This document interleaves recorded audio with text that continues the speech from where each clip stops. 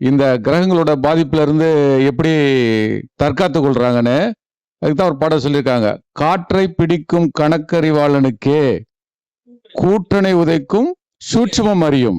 அதாவது காத்த இந்த வாசி யோகத்தின் மூலமாக எந்த நாடியில மாற்ற முடியும் அப்படின்னு தெரிஞ்சவங்களுக்கு கூற்றனா நோய், கூற்றன்னா நோயினால் வரக்கூடிய யமன் உதைச்சு தள்ளுற சக்தி கிடைக்கும் அப்படின்னு சொல்லியிருப்பாங்க. அதுக்குதான் நான் நிறைய மேடையில பேசிட்டு இருக்கேன், யாரும் கவனிக்கிறது இல்லை, புரியறது இல்லை. 4 வகையில நம்மளுடைய மூச்சு காட்ட நம்ம மாற்ற முடியும். சித்தர்கள் எல்லாருமே மனிதர்களா இருந்து வந்தவங்க தானே. நமக்கு 6 அறிவு இருக்குது. இந்த 6 அறிவு தான் 6 இதுக்கு மேல 12 அறிவை கத்துக்கிறவங்க தான் சித்தர்கள். இந்த 6, 12, 18 இந்த 18 படிநிலைகளை கடந்தவங்க தான் நல்வெல் நிலை. சபரிமலையில போயிட்டு 18 படி முடிச்சுட்டு அங்க இது போய் பாக்குறாங்க இல்லைங்களா? அப்போ ஒவ்வொரு படிநிலைக்கும் 3 வருஷம், 6, 3, 18. அதான் அந்த ஜோதியை பார்க்கறது. திருவண்ணாமலையில ஜோதி ஏத்துறாங்கன்னா என்னமோ ஏத்துறாங்கன்னு கிடையாது. அங்க வந்து பெரும் அன்னர்கள் கும்பலாக வாழ்ந்த இடம்.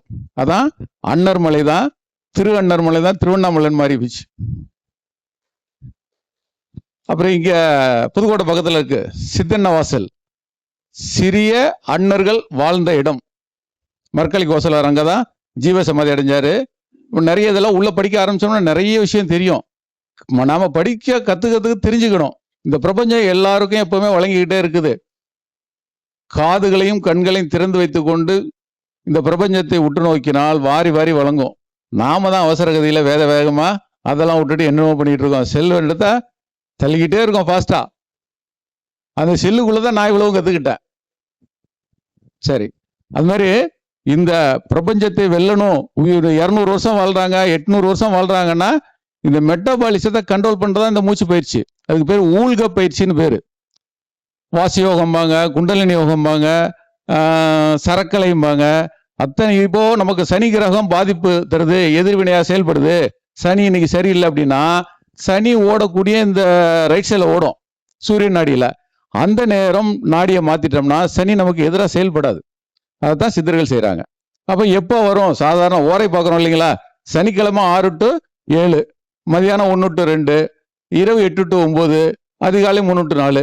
இது மாதிரி ஒவ்வொரு ஓரைக்கும் நம்ம கணக்கு பண்ண முடியும். அப்ப ஞாயிற்றுக்கிழமை இன்னைக்கு எப்போ வரும்?